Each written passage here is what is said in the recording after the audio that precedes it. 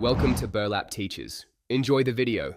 In this video, I will show you how to remove your BMW X3 kidney grille. First, ensure you have the right tools, such as a plastic trim removal tool or a flathead screwdriver, to prevent damage. It's also a good idea to apply painter's tape around the grille's edges to protect your car's finish. Familiarize yourself with the location of the clips and tabs that secure the grille. Now, let's start with the top section. Pop your hood to gain better access to the grille. You'll find several clips along the top edge of the kidney grille. Using your trim removal tool, carefully depress these clips one by one. Remember to apply gentle, consistent pressure to release them without breaking the plastic tabs. Hey everyone, if you're finding this guide useful, please hit that like button and subscribe for more helpful videos.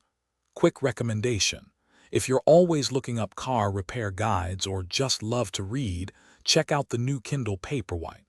It's perfect for reading anywhere, even in the garage. You can find the link and other great deals in the description below. Now let's get back to the video. Once the top clips are free, move to the lower section. The bottom clips are typically hooked into grooves and may require access from behind the bumper cover. Carefully use your trim tool to release these lower tabs, working your way across.